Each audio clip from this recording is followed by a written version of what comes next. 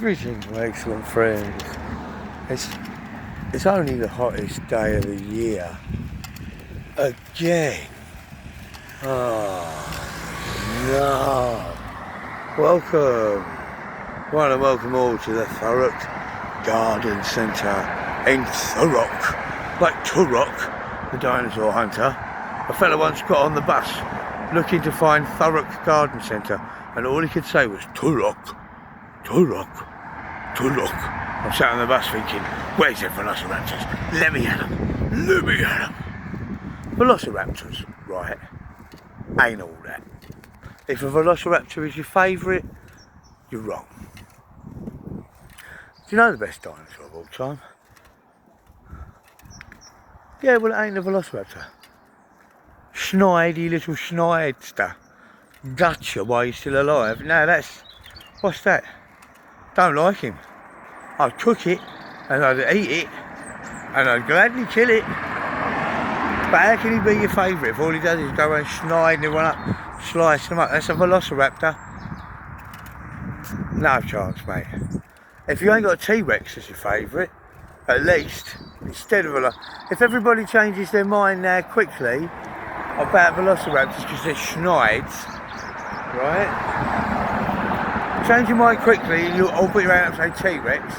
I'll give you ass point, brownie points, all round, yeah? Brownie points, right? So, whose favourite dinosaur isn't a velociraptor? All your hands should go up, right? Everybody now hates velociraptors because they're schneids, right? And they're not all girls, they're boys as well. And you don't want the brothers, the groups of velociraptor brothers are worse than velociraptor sisters. But the velociraptors are not your favourite dinosaur, guys, because they're snidey little schneidsters and they just slice you open. You like a Tyrannosaurus Rex or you like a Diplodocus.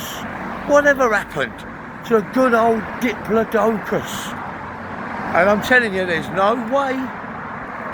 Well, put it this way. Do you know where your centre of gravity is? You'll find your centre of gravity round about in your core, pointing down toward the ground like a plumb line.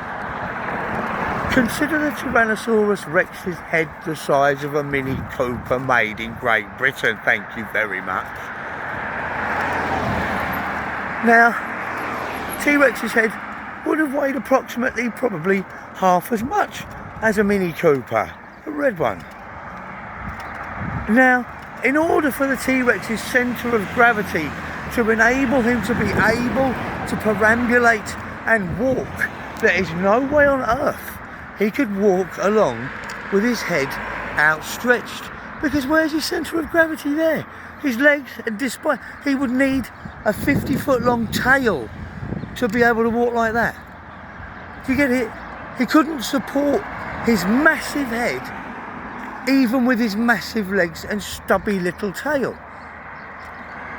So the old dinosaur shows with the stop motion animation that presented the T-Rex much more Godzilla style, upright, if anything, being the ancestors and granddaddies of birds. I feel that the T-Rex is most likely to have had a chin-up sort of attitude and kind of big barrel chest, despite his little weedy arms. He didn't really need them. Dinosaurs didn't pick their noses. They weren't gross like us little bald monkeys. Dinosaurs didn't need to pick their noses.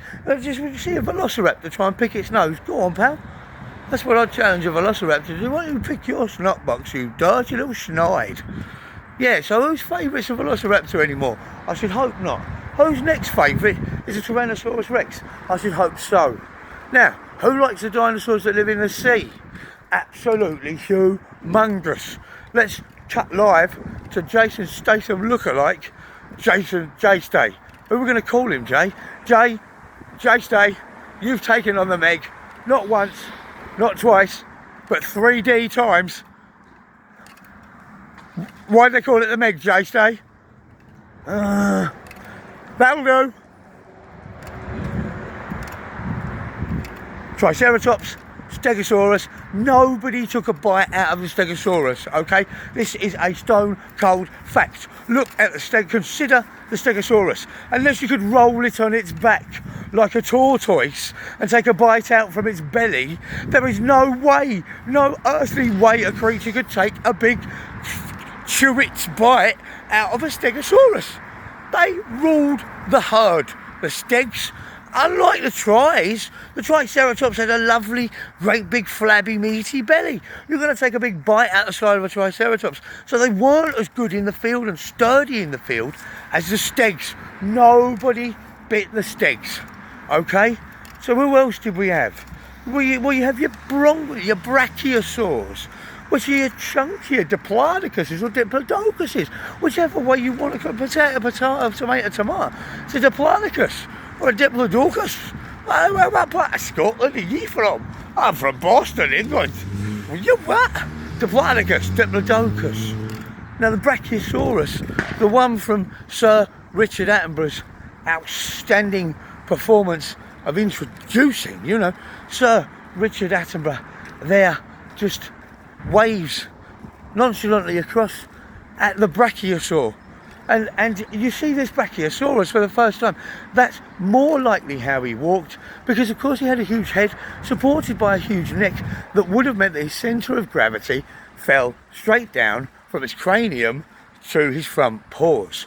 So Brachiosaur is a good top dinosaur. I don't know if you prefer vegetarian dinosaurs to the carnivorous dinosaurs. I'm assuming all the lads like all the gory dinosaurs, and all the lasses like the ones that are mostly like unicorns. So I'm assuming that a Triceratops is a lady's favourite dinosaur, and I'm assuming that the reason why you've all become such bloodthirsty little beggars is that we've all been having velociraptors as our favourite dinosaurs for a very long time, and I'd like to correct that. So as your homework today, you pick any other dinosaur and learn a little something about it. Try walking around with a massive head lent out like a photo finish. You won't be able to walk. A T-Rex could not support the weight of its own Mini Cooper sized head. It would simply not have been able to walk. Possibly on a sprint at a charge towards its enemy, towards its prey, like a Stegosaurus. But believe you me, that T-Rex goes in for a fight against the Stegosaurus, and that Steg is going to bring his tail to bear. We didn't mention the Steg's tail. I mean, have you seen a Stegosaurus tail, Mum? Even Mum's seen a Stegosaurus tail, and she knows all about a thing or two about a thing or two. Now, the Stegosaurus' tail comes into play when the snidey velociraptors and the ever so slightly snidey but super clever T-Rex approach him from where, would you say? Ladies and gentlemen, where does a schneid approach you from? Behind, that's right. And when them snidey little velociraptors come slithering in from behind, guess what the Steg does?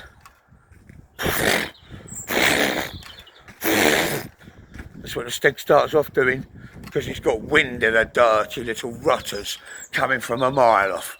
And because they've chosen to attack him from behind, the Stegosaurus has known where to stand downwind if such an ambush were to happen. You see, consider the intelligence level of the herbivore, the master of avoiding being eaten. And the Steg was the king of the masters of not being eaten. I defy you, try and take a bite out of a Steg. He's like a weaponised Toblerone. There's no way you're going to get a regular bite. And his tail swings round and T-Rex is off his feet. And his tail swings round and the velociraptor is crushed to death mid-air into splinters. And his tail swings round and the other T-Rex, leading the triple charge, is stabbed through the chest with two vast spears, lances on the end of his tail. Listen guys, I'm almost home. This has been Triassic Mark, okay? Check out any other period in dinosaur history. The Triassic I recommend, but the Cretaceous period, there are very many other periods in dinosaur history. So it's time to move on, I think. More different dinosaurs with different wings and feathers, things like that. The Triassic period is as good a place as any to start, because that is no doubt where the dinosaurs started to learn to become into birds. And we'll move on to that the next time I end up taking a walk through Triassic Mark's backyard. Okay, I'm off home now, dinosaur fans, so just don't have the Velociraptor as your favourite anymore. They're schnides. Okay, guys, take care and, you know, rule Britannia.